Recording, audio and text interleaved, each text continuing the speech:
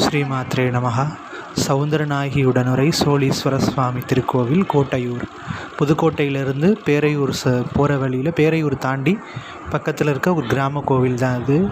சௌந்தரநாயகி அம்பாள், சோழீஸ்வர சுவாமி இங்கே ரொம்ப பிரதானமாக இருக்கார். மூலவ மூர்த்தி இவர் தான், சோழீஸ்வர சுவாமி. இங்கே பைரவர் ரொம்ப விசேஷமாக இருக்கார். தனி சன்னதியில் இருந்து அருளாட்சி செய்கிறார் பைரவ சுவாமி. இன்றைக்கி அஷ்டமிங்கிறதுனால பக்தர்கள் கூட்டம் அதிகமாக இருக்குது. தட்சிணாமூர்த்தி, விநாயகர்,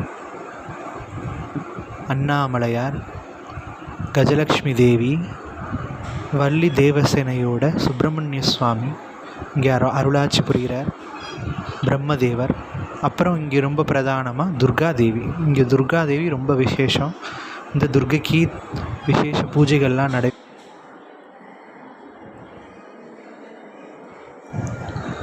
இந்த துர்காம்பிகாவை வழிபடுறது ரொம்ப விசேஷமாக இருக்குது. ராகு கால வழிபாடு இங்கே பிரதானமாக இருக்குது. சண்டிகேஸ்வர சுவாமி, அப்புறம் நம்ம வாழ்க்கையை வழிநடத்துகிற நவக்கிரக மூர்த்தி. இந்த நவக்கிரகங்களோட பிடியில் தான் நம்ம வாழ்ந்துட்டுருக்கோம். நம்மளோட எல்லா நல்லது கெட்டதை தீர்மானிக்கிறது இந்த நவக்கிரகங்கள் தான். பைரவ சுவாமிக்கு இப்போ ஆராதனை நடக்குது. அஷ்டமிங்கிறதுனால விசேஷ வழிபாடு செஞ்சு அபிஷேக ஆராதனையெல்லாம் முடிஞ்சு தீபாராதனை காமிக்கிறாங்க.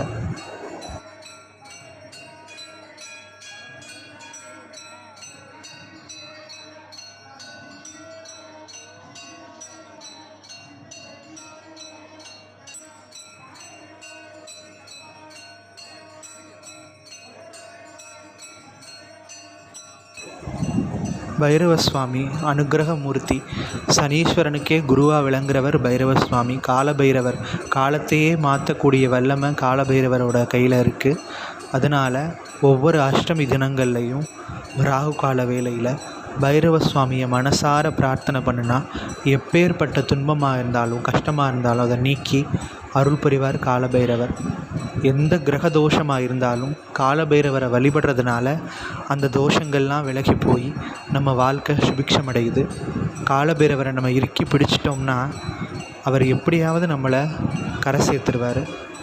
இறுதியில் மோட்சத்தை கொடுக்குறதும் அவர் தான். ஏன்னா அவர் சாக்ஷாத் பரமேஸ்வரனோட ஸ்வரூபம்.